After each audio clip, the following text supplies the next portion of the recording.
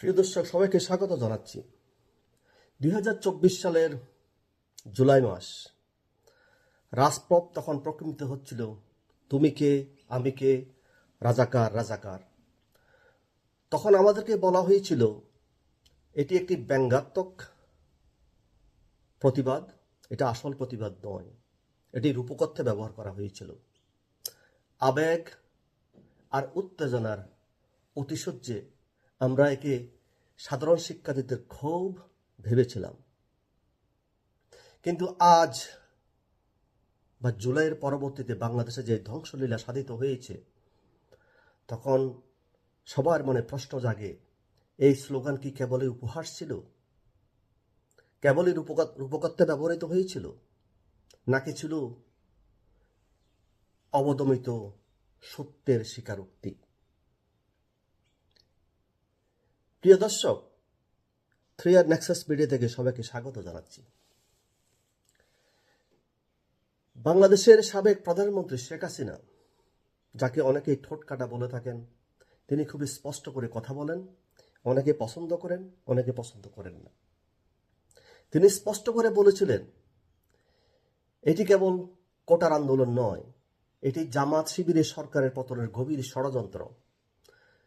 তিনি যখন ইঙ্গিত দিয়েছিলেন যে এই স্লোগানদারীরা আসলেই রাজাকারের বংশধর, রাজাকারের নাতিপুতি, তখন অনেকেই তার প্রতি ক্ষুব্ধ হয়েছিলেন। অনেকেই তার প্রতি ক্ষোভ বা রাগ করেছিলেন। কিন্তু আন্দোলনের পরবর্তীতে আমরা কি দেখলাম? প্রথম যে আঘাতটি এসেছে সেটি হলো বাংলাদেশের মুক্তিযুদ্ধের চেতনার উপরে। যখন 30 লক্ষ শহীদের রক্তে লেখা 72-এর সংবিধানকে তারা ছুঁড়ে ফেলতে চায় বা ছুঁড়ে ফেলার আস্ফালন দেখায়, যখন তারা 32 নম্বর ভাঙে, যখন তারা মুক্তিযুদ্ধের গলায় জুতার মালা পরায়, যখন বাংলাদেশের 7 বীর শ্রেষ্ঠের সব স্ট্যাচু তারা ভেঙে ফেলে, বঙ্গবন্ধুর স্ট্যাচুতে তারা প্রস্রাব করে, তখন মানতে আমরা বাধ্য হই যে শেখ হাসিনা তখন যা বলেছিলেন সেটি 100% সত্যি ছিল। তিনি যা দেখেছিলেন, আমরা বা বাংলাদেশের মানুষ তা দেখতে অপরাগ। তারা বাংলাদেশের মানুষ তা বুঝতে এবং অনুধাবন করতে অনেক সময় জ্ঞাপন করে ফেলেছেন। বাংলাদেশের যা ধ্বংস হওয়ার, যে ক্ষতি সাধিত হওয়ার, তা এর মধ্যে হয়ে গেছে। প্রিয় দর্শক, আপনাদেরকে মনে করিয়ে দিই পলাশী যুদ্ধের ইতিহাস। পলাশী যুদ্ধের নবাবের পরাজয় কেবল মির্জাফরের বিশ্বাসঘাতকতার কারণে হয়নি। সেখানে বৃষ্টি একটি কারণ ছিল, কারণ বৃষ্টির কারণে ভিজে গিয়েছিল গোলা বারুদ। সেই কারণে নবাবের বিশাল কামানগুলো সেই দিন নিশ্চল হয়ে পড়েছিল। 2024 সালও ঠিক তাই হলো। বাংলাদেশের মাটিতেই আওয়ামী লীগের যে অজেয় পরিচিতি, মাঠের যে আন্দোলন, তারা সবসময় অগ্রাসী এবং তারা মাঠের আন্দোলনকে পছন্দ করে। কিন্তু সেই আওয়ামী লীগ বয়ানের যুদ্ধে তারা হেরে গেলেন। প্রতিপক্ষের চটকদার মিথ্যা এবং বিদেশি এজেন্টদের তৈরি করা আবেগঘন চিত্রনাট্যের কাছে আওয়ামী লীগের সত্য বয়ানগুলো হয়ে গেল স্যাঁতস্যাঁতে, এবং সেগুলো হয়ে গেল একগুঁয়ে এবং অবিশ্বাস্য। আমরা আবেগে আপ্লুত হয়েছি, কিন্তু পর্দার আড়ালে থাকা মার্কিন এজেন্ট বা ডিপ স্টেটের ষড়যন্ত্র, সেগুলো আওয়ামী লীগ বা বাংলাদেশের মানুষ ধরতে পারেনি। আওয়ামী লীগ ব্যস্ত ছিল পাকিস্তানি এজেন্টদেরকে নিয়ে, কিন্তু এই ফাঁকে ডালাপালা মেলেছিল মার্কিন এজেন্টেরা। এরা শিক্ষিত, এরা কথিত সুশীল, যারা সবার থেকে সব সুযোগ সুবিধা নিয়েও ফেসিস্ট শব্দটিকে প্রতিষ্ঠিত করেছে। সাধারণ মানুষ এদেরকে নিরপেক্ষ ভেবে সুশীল ভেবে বিশ্বাস করেছিল, কিন্তু দিন শেষে এদের লক্ষ্য ছিল একটাই, মুক্তিযুদ্ধের চেতনাকে মূলোৎপাটন করা, এবং সেই ধারাবাহিকতায় বাংলাদেশের এই আন্দোলন হয়েছিল।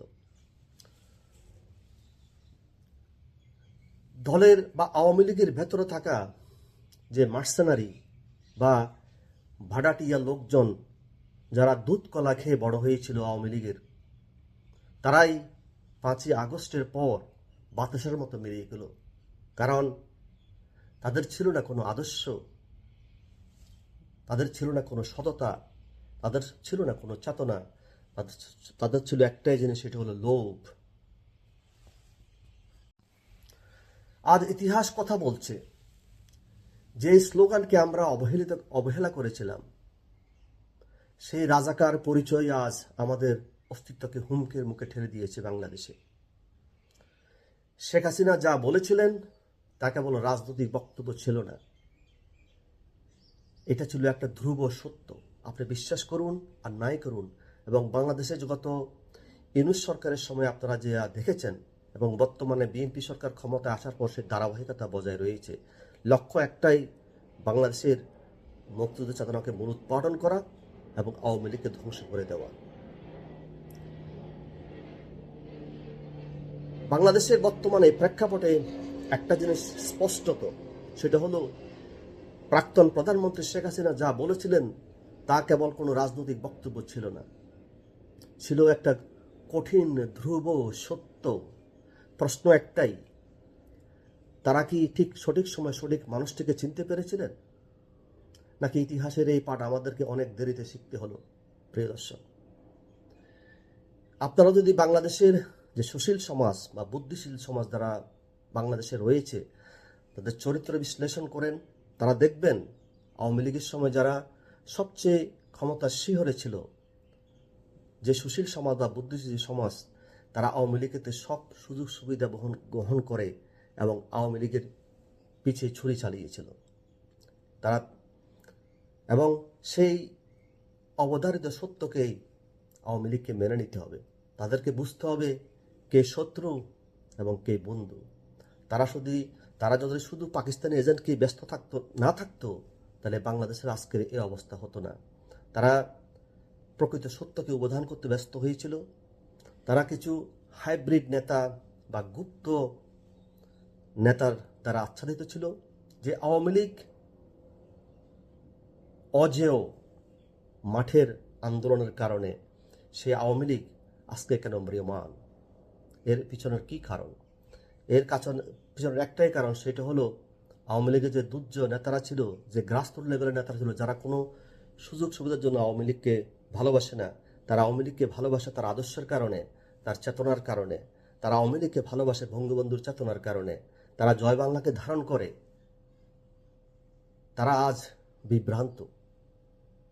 এই মুহূর্তে আওয়ামী লীগের যেটি প্রয়োজন, সেটা হলো এই নিষ্ক্রিয় কোটি কোটি যে সমর্থন রয়েছে আওয়ামী লীগ, তাদেরকে অনুপ্রাণিত করা, তাদেরকে আশ্বস্ত করা এবং তাদেরকে ইউনাইটেড করা। বাংলাদেশের যে ইতিহাস এবং যে কালচার, আওয়ামী লীগকে ধাবিয়ে রাখার কোনো শক্তি নেই। আজকে বিএনপি যে নতুন নেগেটিভ চালু করেছে যে আওয়ামী লীগ ম্যাক্সিমাম টাকাই পাচার করেছে, আমার ভাবতে অবাক লাগে যে দলটি 5 বার দুর্নীতিতে চ্যাম্পিয়ন হয়েছে, তাদের মুখে এ কথা বেমানান। বর্তমানের প্রধানমন্ত্রী, যিনি একজন হত্যা মামলার ফাঁসির আসামি, যিনি দণ্ডিত, যিনি কোটি কোটি টাকা মানি লন্ডারিং করেছেন, FBI তার সাক্ষী দিয়েছে এবং কিছু টাকা বাংলাদেশে নিয়ে এসেছে। বাংলাদেশ আজ স্বাধীন হয়েছে 54 বছর। আওয়ামী লীগ ক্ষমতায় ছিল মাত্র 17 + 5 20 বছর, বাকি 34 বছর ক্ষমতা ছিল তারা। বাংলাদেশে আওয়ামী লীগ যা করেছে, তারা তার শিকি ভাগও করতে ব্যর্থ হয়েছে। আওয়ামী লীগ যদি সব টাকায় পাচার করে থাকে, তাহলে আওয়ামী লীগ কীভাবে মেট্রো রেল করলো, তারা কিভাবে পদ্মা ব্রিজ করলো, তারা কিভাবে এক্সপ্রেস হাইওয়ে করলো, তারা কিভাবে কর্ণফুলী টানেল করলো? শুধু বক্তব্য দিলে তো হবে না, বক্তব্যকে আমাদেরকে ফ্যাক্ট চেক করতে হবে। আওয়ামী লীগ যখন ক্ষমতায় ছিল তখন বিএনপি সরকার কত টাকা রিজার্ভ রেখেছিল, এবং আওয়ামী লীগ যখন ক্ষমতা থেকে চলে গেছে তখন বাংলাদেশের রিজার্ভ ছিল সর্বোচ্চ বাংলাদেশের ইতিহাসে। প্রিয় দর্শক, আমাদেরকে যারা প্ল্যানের কথা বলেন, আমাদেরকে যারা বাংলাদেশের কিচ্ছা শোনান বা নতুন বয়ান শোনান, আমি তাদেরকে বলবো, be honest, B committed. As a Muslim, you cannot lie, you cannot tell a lie. You have to die. When you die, what you will respond to your God. একজন মুসলিম হিসাবে আমাদেরকে মিথ্যা কথা বলা উচিত নয়। যারা রাজনীতি করে তাদের জানা উচিত তারা কি বলছে, কোনটা সত্য কোনটা মিথ্যা। যারা গণতন্ত্রের জন্য সংগ্রাম করে, গণতন্ত্রের কথা বলে, তারা একটা দলকে ইলেকশনে আসতে দিতে চায় না। তারা ভয় করে তারা যদি আওয়ামী লীগকে ইলেকশনে আসতে দিতে চায় তাহলে আওয়ামী লীগকে তারা দমিয়ে রাখতে পারবে না। আপনারা দেখেন এই যে বিএনপি যে বার নির্বাচন হলো, সেখানে বাংলাদেশের ইতিহাসে প্রথম আওয়ামী লীগ ট্যাগ লাগিয়ে মানুষকে, আইনজীবীদেরকে ইলেকশনে অংশগ্রহণ করতে দেওয়া হয়নি। এ হলো বিএনপি বা জামাতের বাংলাদেশের গণতন্ত্রের নমুনা। যারা মুখে এক কথা বলে, অন্তরে গণতন্ত্রের কোনো আদর্শ তারা পোষণ করে না। প্রিয় দর্শক, ওদের যদি এতই সমর্থন থাকে, ওরা আওয়ামী লীগকে এত ভয় পায় কেন? ওরা যদি গণতন্ত্র পরিপূর্ণভাবে বিশ্বাস করত, তাহলে আওয়ামী লীগকে নিয়ে একটা ইলেকশন করুক, তারা প্রমাণ করুক আওয়ামী লীগের জনপ্রিয়তা কত আর তাদের জনপ্রিয়তা কত। তারা তো গণতন্ত্রকে বিশ্বাস করে না, তারা বাংলাদেশকে বিশ্বাস করে না, তারা বাংলাদেশের যে আদর্শ বা চেতনাকে বিশ্বাস করে না, তারা মুক্তিযুদ্ধকে ধারণ করে না। তারা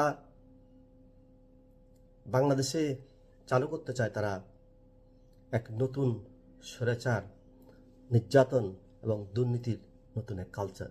প্রিয় দর্শক, আজকে এই পর্যন্তই। আবার দেখা হবে আরেকটা video. Thanks for watching. By.